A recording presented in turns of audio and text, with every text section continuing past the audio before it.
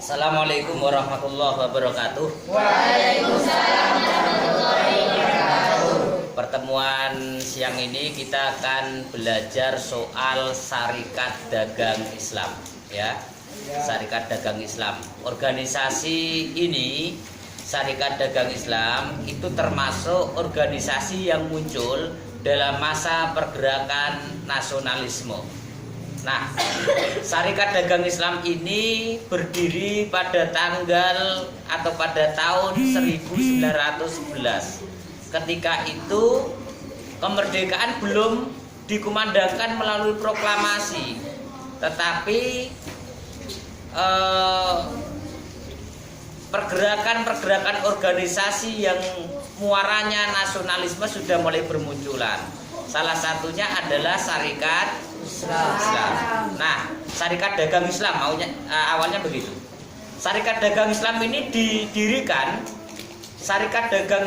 didirikan oleh seorang pedagang batik di mana? Laweyan, Solo. Jadi pusatnya di Solo, didirikan oleh seorang pedagang batik yang bernama Haji Samanhudi. Mas, dengarkan. Haji Samanhudi. Haji Samanhudi ini seorang pedagang batik backgroundnya, tetapi beliau memiliki pemikiran yang luar biasa, membentuk sebuah organisasi yang boleh atau bisa dikatakan organisasi ini adalah organisasi pergerakan yang bernama Syarikat Dagang Islam, yaitu pada tahun 1911. Ya. Kemudian dalam perjalanannya untuk tujuan tertentu, terutama untuk menjaring banyak anggota, maka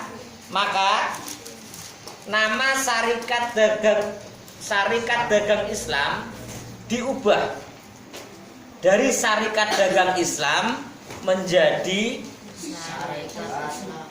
Syarikat Dagang Islam menjadi Syarikat Islam. Kenapa diubah? Karena bertujuan agar anggotanya lebih banyak, tidak hanya kalangan pedagang saja.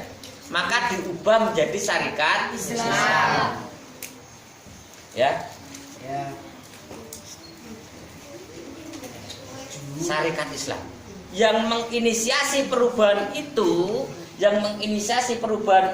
adalah Bos Cokro Aminoto. Ya, yang menginisiasi perubahan itu adalah Bos Cokro Aminoto. Itu. Tujuannya apa? Agar memperbanyak anggota, bukan hanya kalangan pedagang. Nah, sebenarnya apa tujuan dari Syarikat Islam yang sebelumnya Syarikat Dagang Islam ini dibentuk? Tujuannya ada 4. Dengarkan, tujuannya ada 4. Yang pertama, tujuannya adalah memajukan perdagangan. Jadi pendiri atau penggagas Syarikat Islam ini, Haji Samanhudi, adalah seorang pedagang, sehingga beliau tahu kesulitan yang dialami pedagang seperti apa, sehingga tujuan didirikan pertama Syarikat Dagang Islam yang menjadi Syarikat Islam adalah untuk memajukan perdagangan. Ya, begitu. Mas Saad kasih tahu sudah disuting. Sudah disuting Pak Ilyas, kasih tahu Mas sudah tak syuting. Ya, itu ya. Tujuan pertama adalah memajukan pedagang. Memajukan apa, Mas? Pedagang, ya. Kemudian tujuan yang kedua adalah membantu para pedagang yang kekurangan modal. Ini padahal sebelum merdeka loh, Mas. Tetapi sudah memiliki pemikiran seperti ini Haji Samanhudi, yaitu membantu kepentingan pedagang, membantu pedagang yang tidak memiliki modal. Membantu pedagang yang tidak memiliki modal. Ya, itu.